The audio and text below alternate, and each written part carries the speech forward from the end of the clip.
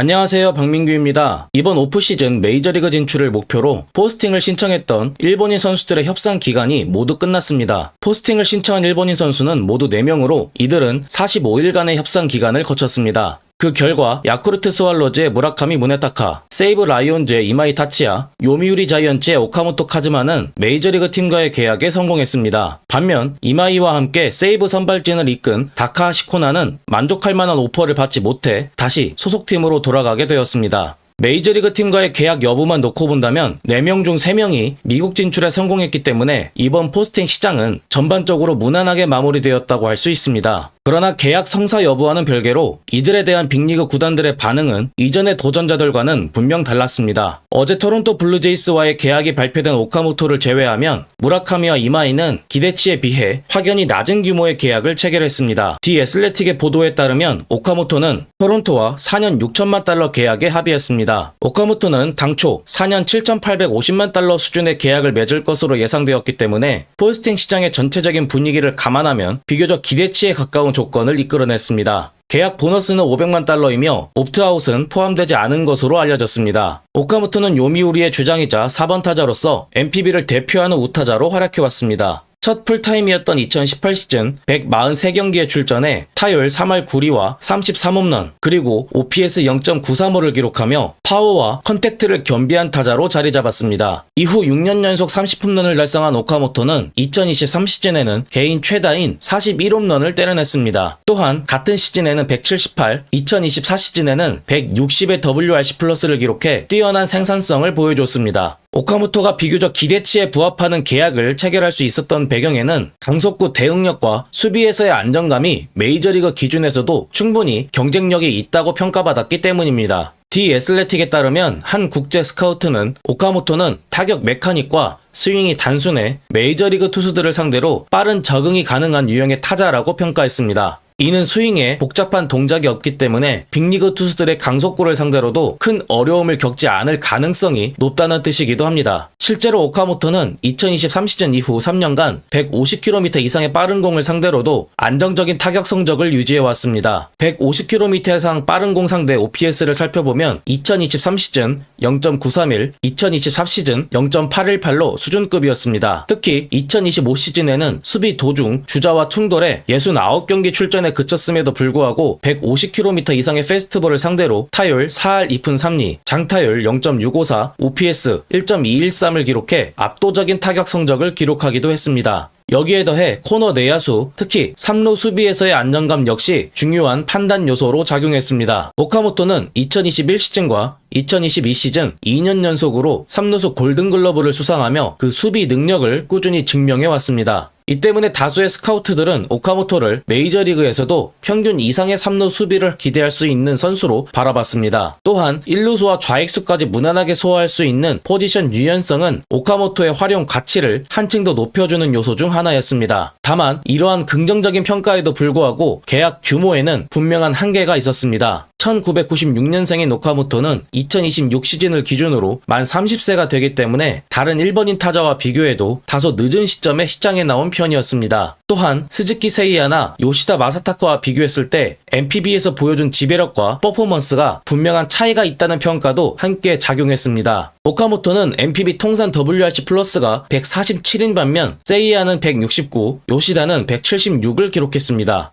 한편 무라카미는 2년 3,400만 달러의 조건으로 리빌딩을 진행 중인 화이트삭스로 향했습니다. 무라카미는 포스팅을 신청할 당시까지만 해도 최대 8년 1억 5천만 달러 수준의 계약이 가능할 것이라는 전망이 거론되기도 했습니다. 그렇기 때문에 무라카미의 실제 계약은 당초 기대치에 크게 미치지 못했습니다. 이는 오카모토와 달리 무라카미가 안고 있는 몇 가지 불확실성이 빅리그 구단들의 판단에 직접적인 영향을 미쳤기 때문입니다. 오카모토가 강속구 대응력과 수비 안정성을 중심으로 그 가치를 인정받았다면 무라카미는 같은 평가 기준 아래에서 상대적으로 더 큰 리스크가 지적되었습니다. 무라카미는 MLB.com으로부터 NPB 선수 중 스윙 궤적이 빅리그에 가장 걸맞는 타자라는 평가를 받은 바 있습니다. 다만 그만큼 스윙이 큰 편이고 헛스윙 비율이 높으며 삼진이 많다는 점은 꾸준히 약점으로 지적되어 왔습니다. 56홈런과 WRC 플러스 225를 기록했던 2022 시즌에는 삼진 비율이 20.9%로 비교적 안정적이었지만 2024 시즌에는 37.3%로 크게 증가했고 2025 시즌 역시 36.7%로 높았습니다. 동시에 스트라이크 존 내 컨택트 비율 또한 2022 시즌 77.1%를 유지했지만 2025 시즌에는 72.6%까지 뚜렷하게 하락했습니다. 무엇보다 2023 시즌 이후 최근 3년간 150km 이상의 페스티벌을 상대로 타율 1할 4푼 7리와 장타율 0.255에 그쳐 매우 약했습니다. 이처럼 무라카미는 타격에서의 분명한 약점과 수비에서의 불안 요소까지 겹치면서 보수적인 평가를 받을 수밖에 없었습니다. 메이저리그 스카우트들은 무라카미가 3루보다는 1루에 적합한 선수라고 평가했습니다. 3루에서의 타구 반응 속도와 송구 정확성이 평균 이하이며 수비 범위 또한 좁기 때문입니다. 그로 인해 메이저리그에서는 무라카미를 3루수보다는 1루수 혹은 지명타자로 기용하는 것이 보다 현실적인 선택으로 거론되고 있습니다. 결국 무라카미는 수비에서 기여하는 것보다 타석에서 얼마나 큰 가치를 만들어내는지가 가장 중요한 선수라 할 수 있습니다. 무라카미는 카일 슈와버와 마찬가지로 타석에서 압도적인 장타 생산력을 보여줘야 하는 선수입니다. 그러나 강속구 상대 약점과 높은 삼진 비율이 메이저리그 팀과의 협상에 발목을 잡은 셈입니다. 그럼에도 불구하고 이번 계약 조건만으로 무라카미의 가치를 단정짓기는 어렵습니다. 무라카미는 아직 25세에 불과하며 약점을 극복하고 강점을 극대화했을 경우의 활약을 이미 한 차례 보여줬기 때문입니다. 만약 무라카미가 자신의 약점을 극복한다면 2027 시즌 종료 후 대형 계약을 다시 한번 노릴 수 있는 가능성은 충분히 남아 있습니다. 무라카미와 마찬가지로 이마이 또한 기대치에 미치지 못하는 계약을 체결했습니다. 이마이는 3년 5,400만 달러의 계약을 통해 휴스턴 애스트로스에 입단했습니다. 보도에 따르면 2026 시즌 100이닝을 소화하면 인센티브 300만 달러를 추가로 받을 수 있습니다. 해당 조건을 충족할 경우 2027 시즌과 2028 시즌 기본 연봉이 각각 2,100만 달러까지 상승해 계약 총액이 최대 6,300만 달러까지 늘어날 수 있는 구조입니다. 이마이는 복수의 구단으로부터 기간은 더 길지만 평균 연봉은 더 낮은 계약을 제안받았습니다. 그러나 매 시즌 종료 후 옵트아웃이 가능한 휴스턴의 단기 고액 계약을 선택했습니다. 그럼에도 불구하고 이마이의 휴스턴행은 다소 의외라는 반응이 이어지고 있습니다. 휴스턴이 그동안 일본 시장에 적극적이지 않았고 동시에 이마이 영입 경쟁에서 컵스가 가장 유력한 팀으로 거론되었기 때문입니다. 다만 이마이는 한 방송에서 일본인 선수가 없는 팀에서 완전한 도전을 원한다는 의사를 밝힌 바 있습니다. 이런 발언을 고려하면 세이야와 이마나가 쇼타가 있는 컵스보다는 다른 선택지를 염두했을 가능성이 높습니다. 디 애슬레틱은 일찍이 이마이에 대해 최대 8년 1억 9천만 달러 규모의 장기 계약도 가능할 수 있는 투수라고 평가한 바 있습니다. 이마이는 야마모토 요시노부가 떠난 이후 에이스로 군림해 왔습니다. 이마이는 공격력이 빈약한 세이브 소속임에도 최근 3년 연속 두 자릿수 승리를 달성했습니다. 같은 기간 ERA 또한 2.18로 매우 뛰어났습니다. 특히 2025 시즌에는 24경기의 선발 등판에 ERA 1.92로 퍼시픽 리그 4위에 오르기도 했습니다. 가장 인상적인 변화는 페스티벌 구속이 꾸준히 증가하고 있다는 점입니다. 2019 시즌 146.3km였던 포심 평균 구속은 해마다 꾸준히 상승해 2024 시즌 이후로는 152.7km를 안정적으로 유지하고 있습니다. 특히 2025 시즌 포심 피안타율은 1할 8푼 9리로 양대 리그 통틀어 균형 이닝 투수 중 가장 낮았고 탈삼진 70개는 니포넴의 이토 히로미와 치바롯데의 타네이치에 이어 가장 많았습니다. 이러한 수치들은 이마이의 포심이 왜 높은 평가를 받는지 알 수 있는 지표라 할 수 있습니다. 또 하나 주목할 구종은 바로 슬라이더입니다. 이마이의 슬라이더는 포심에 뒤지지 않는 강력한 결정구로 평가받고 있습니다. 2025 시즌 슬라이더의 피안타율은 1할 9푼 4리였고 2021 시즌 이후로는 5년 연속으로 1할 때 피안타율을 유지하고 있습니다. 특히 2025 시즌 슬라이더로 잡아낸 삼진 78개는 NPB 투수 중 가장 많았습니다. 이렇듯 포심과 슬라이더는 위력적이지만 나머지 구종에 대해서는 평가가 엇갈렸습니다. 커브나 스플리터 그리고 체인지업의 경우 경기마다 완성도에 기복이 있다는 점이 여러 스카우트들 사이에서 지적되기도 했습니다. 실제로 2025 시즌 이마이의 구종 구사율을 보면 커브는 2.4%, 스플리터는 5.2%에 그쳤고 새롭게 추가한 벌칸 체인지업은 8.5%에 불과했습니다. 심지어 일부 스카우트들은 이마이의 포심이 메이저리그에서 통할 수 있을지에 대해 의문을 제기하기도 했습니다. 구속 자체는 90마일 후반까지 끌어올릴 수 있지만 무브먼트와 궤적 측면에서 빅리그 타자를 상대로 얼마나 일관된 효과를 낼 수 있을지에 대해 신중한 시선이 뒤따르고 말았습니다. 이런 의문은 결국 이마이가 메이저리그에서 얼마나 많은 이닝을 안정적으로 소화할 수 있을지 가늠하는 질문으로 이어졌습니다. 그리고 휴스턴이 이닝 소화와 연동된 인센티브를 포함시킨 배경 역시 이와 무관하지 않습니다.